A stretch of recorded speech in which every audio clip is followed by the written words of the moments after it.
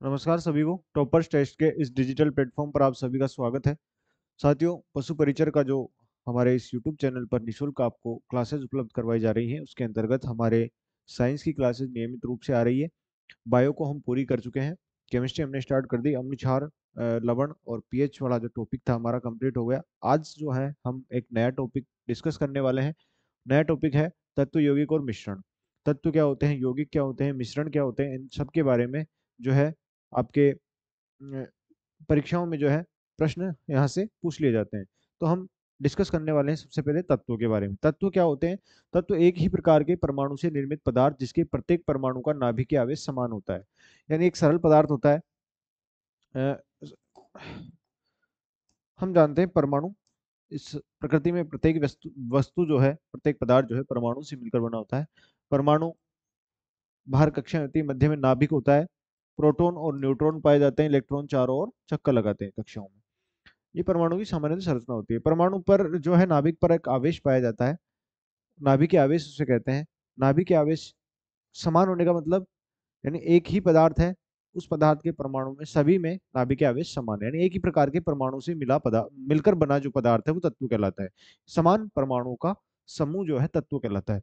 समान परमाणु से मिलकर बना हुआ पदार्थ तत्व कहलाता है। तत्व अपने आप में सरल पदार्थ है। इसको अगली लाइन जो है, तत्व सरल पदार्थों में व्यक्त नहीं किए जा सकते। क्यों नहीं किए जा सकते? क्योंकि ये अपने आप में सरल पदार्थ है।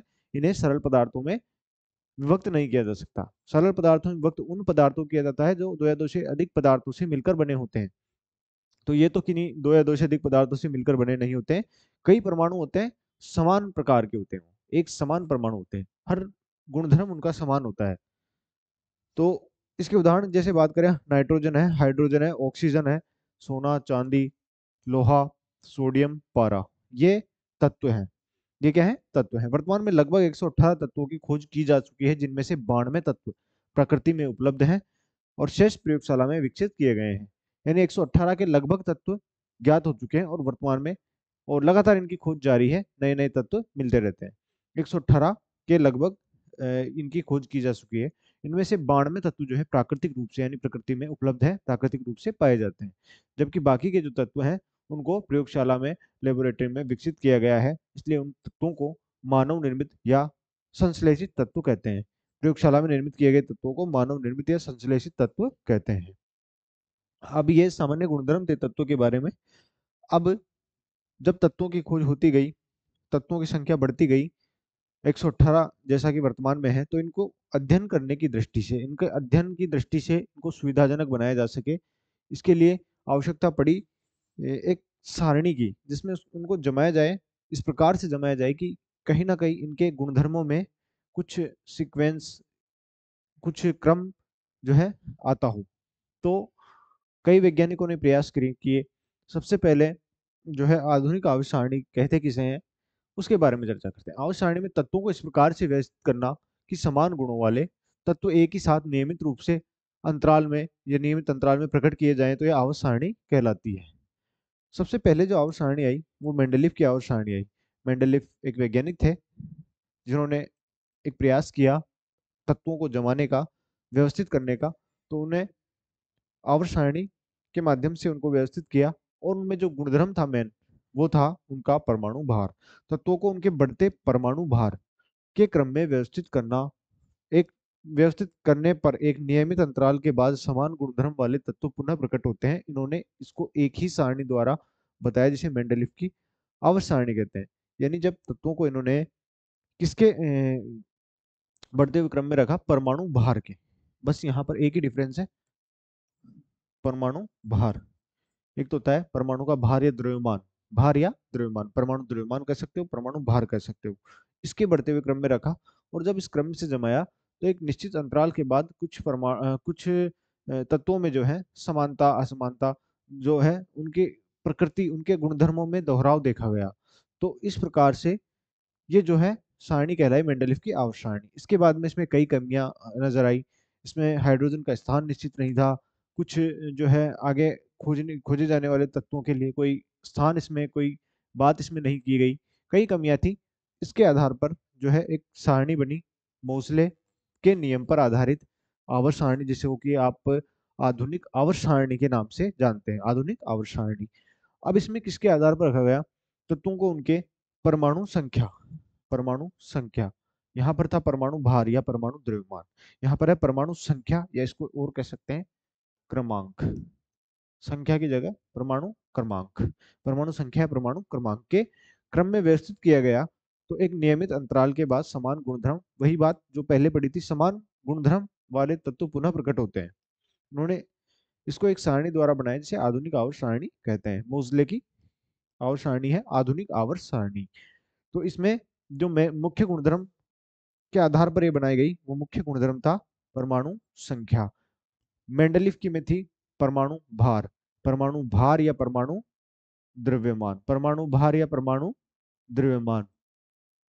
जबकि यहाँ पर है परमाणु संख्या या परमाणु क्रमांक, दो दो शब्द है, कोई सा शब्द आ सकता है, एक ही बात है, परमाणु भार या परमाणु द्रव्यमान, परमाणु संख्या या परमाणु क्रमांक। आगे चलते हैं। ये जो आप देख रहे हो स्क्रीन पर, यह है हमारी आधुनिक आवर्त सारणी।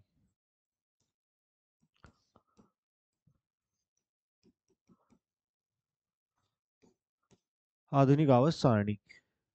अब इसमें इस प्रकार से तत्वों को जमाया गया। सबसे पहला तत्व जो सारणी में है हाइड्रोजन है, सबसे पहला तत्व हाइड्रोजन है। ब्रह्मांड में सबसे ज्यादा पाए जाने वाला तत्व है हाइड्रोजन, ये भी आपको ध्यान रखना। इसमें जो खड़ी जो ये लाइनें हैं, इनको सारणी में एक तो ये मिलेगी आपको खड़ा कॉलम, और एक ये जिसको आप ऊर्ध्वाधर और क्षैतिज, ऊर्ध्वाधर और क्षैतिज, ऊर्ध्वाधर जो ये कॉलम है, ऊर्ध्वाधर कॉलम कहलाते हैं वर्ग, ऊर्ध्वाधर कॉलम कहलाते हैं वर्ग। जबकि ये जो है क्षैतिज कॉलम, इनको कहते हैं आवर्त, वर्ग और आवर्त। यहाँ पर इस सारणी में 18 वर्ग और 18 वर्ग और 7 आवर्त हैं, 18 वर्ग और 7 आवर्त। देखिए 1 2 3 4 5 6 7, 7 आवर्त है। ये जो है आपको दो नीचे दो लाइनें दिख रही हैं, ये दो इन्हीं में से मध्य में से उठाए हुए हैं। कैसे? ये 57 आता है, 57 से यहाँ से उठाई गई है 57 से 71 तक, 57 से 71 तक, तो यह कहलाती है लेंथेनाइड श्रेणी। इनमें कुछ विशेष गुणधर्म के कारण इनको लेंथेनाइड और एक्टिनाइड के रूप में इस सारणी से अलग रखा गया है। 89 से 103 103 तक, 89 से 103 तक ये कहलाती है एक्टिनाइड लेंथेनाइड। ऊपर वाली 57 से 71 तक लेंथेनाइड और 89 से 103 तक एक्टिनाइड श्रेणी कहलाती है। खड़े जो कॉलम है, यहाँ पर खड़ी जो पंक्तियां हैं, ये कहलाती है वर्ग, और जो क्षैतिज जो कॉलम है ये कहलाते हैं आवर्त। आवर्त है 7, वर्ग हैं 18, वर्ग हैं जब इनको गिनोगे 1 2 3 4, ये है 18, पूरे लास्ट तक 18 है। अब इसमें जो पहला जो ये वर्ग है, अब इनको ऊर्ध्वाधर क्षैतिज कॉलम नहीं कहकर हम वर्ग कहेंगे डायरेक्ट। जो पहला वर्ग है ये कहलाता है क्षारीय धातु, पहला वर्ग क्षारीय धातु, दूसरा क्षारीय मृदा धातु, क्षारीय धातु क्षारीय मृदा धातु। अंतिम जो है helium, neon, argon, krypton, xenon, radon, ये गैसें होती है, गैसें होती है, अक्रिय गैसें होती है, अक्रिय गैसें यानी किसी भी जो कोई भी अन्य तत्वों से क्रियाशील नहीं होती है, अक्रिय गैसें होती है। इसमें से ऑर्गन तो हमारे वायुमंडल में पाई जाती है बहुत अधिक मात्रा में, यानी इसको परसेंटेज में भी हम लेते हैं 0.03 के लगभग कुछ परसेंटेज इसका होता है ऑर्गन का। अब इसमें धातुएं, हल्की धातुएं, अधातुएं होती है यहाँ से, और मध्य में जो होती है भारी धातुएं पाई जाती है। लेंथेनाइड और एक्टिनाइड श्रेणी को इसमें से अलग कर दिया गया है। यहाँ पर जो है इस सारणी में 106 तक 105 तक जमाया हुआ है। तो आगे भी तत्व इस प्रकार से चलते जाते हैं। ये एक डायग्राम है, एक बाहरी आउटलाइन आपको दिखाई गई है सारणी की, अपने आधुनिक आवर्त सारणी की, कि इसमें सबसे इंपॉर्टेंट बात आपको याद रखनी है, पहले वर्ग में क्षारीय धातुएं, दूसरे में क्षारीय मृदा धातुएं, अंतिम जो 18वें आवर्त में 18वें वर्ग में जो है धातुएं helium, neon, argon, krypton, xenon, अक्रिय गैसें कहलाती है, अक्रिय धातुएं, अक्रिय तत्व कहलाते हैं। मध्य में भारी प्रारंभ के दो जो है इनमें, पहले में क्षारीय धातु, दूसरे में क्षारीय मृदा धातु। ये lithium neon organ, lithium lithium sodium potassium rubidium caesium और फ्रांसियम, ये है, ये जो आपको दिख रहा है ये है क्षारीय, पहला क्षारीय धातु, और दूसरा ये जो वर्ग है वो है क्षारीय मृदा धातु। तो ये इनको नाम दिया गया है। ये एक साधारण सा, मैंने इसमें अधिक डीप न जाते हुए इनके गुणधर्मों को, आधुनिक आवर्त सारणी है तो इसमें जो एक जो इन तत्वों के ऊपर क्रमांक जो लिखे हुए हैं, जो नंबर, ये है इनके परमाणु क्रमांक, इनके परमाणु क्रमांक या परमाणु संख्या। क्योंकि हमने अभी पढ़ा है कि जो आधुनिक आवर्त सारणी में है उसको किस क्रम में जमाया गया है, परमाणु क्रमांक या परमाणु संख्या के क्रम में उनको जमाया गया है। तो ये थे हमारे पास तत्वों के बारे में, हम तत्वों के बारे में पढ़ रहे थे इस क्लास में। हमने तत्व देखा, उनके अध्ययन के लिए आवर्त सारणी बनाई गई। पहले मेंडलीव की आवर्त सारणी आई, बाद में आधुनिक आवर्त सारणी आई जो हमारे सामने है। और इसके क्या क्या, इसमें कितने वर्ग हैं, कितने आवर्त है, 18 वर्ग हैं, 7 आवर्त हैं, किस प्रकार से इनमें तत्व जमे हुए हैं, ये हमने देखा है। अगली क्लास में हम इसके बारे में और अधिक जो है इस क्लास को कंटिन्यू करेंगे। तब तक के लिए इस क्लास को आज यहीं समाप्त करते हैं। आप इस वीडियो को अधिक से अधिक शेयर करें, वीडियो को लाइक करें, चैनल को सब्सक्राइब करें। धन्यवाद।